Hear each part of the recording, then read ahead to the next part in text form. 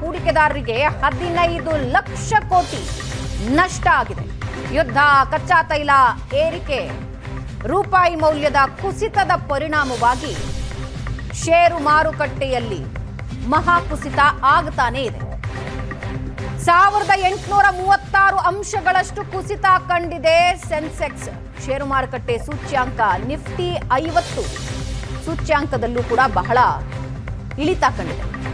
601 ಅಂಶಗಳಷ್ಟು American dollar ಎದುರು ರೂಪಾಯಿ ಮೌಲ್ಯ ಕುಸಿತದಿಂದಾಗಿ ಷೇರು ಮಾರುಕಟ್ಟೆಯಲ್ಲಿ ಅಲ್ಲೋಲ ಕಲ್ಲೋಲ ಆಗ್ತಾ ಇದೆ. ಕಳೆದ ಒಂದು ವಾರದಿಂದ ಷೇರು ಮಾರುಕಟ್ಟೆ ಏರಿಕೆನೇ ಕಂಡಿಲ್ಲ, ಪ್ರತಿದಿನ ಇಳಿಕೆ ಕಾಣ್ತಾ ಇದೆ. ಷೇರು ಮಾರುಕಟ್ಟೆ ಸೆನ್ಸೆಕ್ಸ್ ನೀವು ನೋಡ್ತಾ ಇದ್ದೀರಿ, 1836 ಪಾಯಿಂಟ್ಸ್.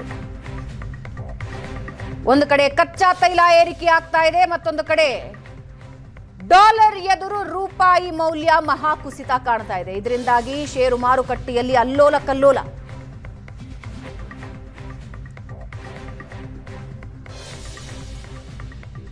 ಹೂಡಿಕೆದಾರರ 15 ಲಕ್ಷ ಕೋಟಿ ರೂಪಾಯಿ ನಷ್ಟ ಆಗಿದೆ.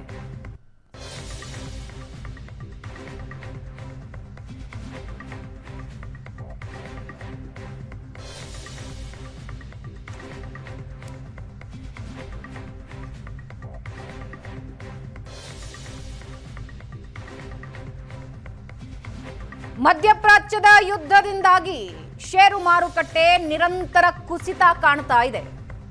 ಒಂದು ಕಡೆ ತೈಲ ಬೆಲೆ ದಿನದಿಂದ ದಿನಕ್ಕೆ ಏರಿಕೆಯಾಗ್ತಾ ಇದೆ.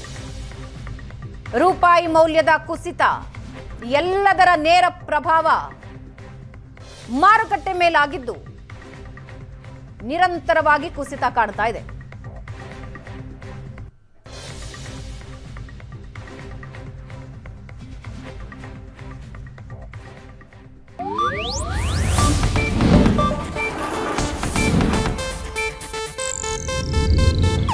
ಇದು ಏಷ್ಯಾನೆಟ್ ನ್ಯೂಸ್ ನೆಟ್ವರ್ಕ್ ಪ್ರಸ್ತುತಿ.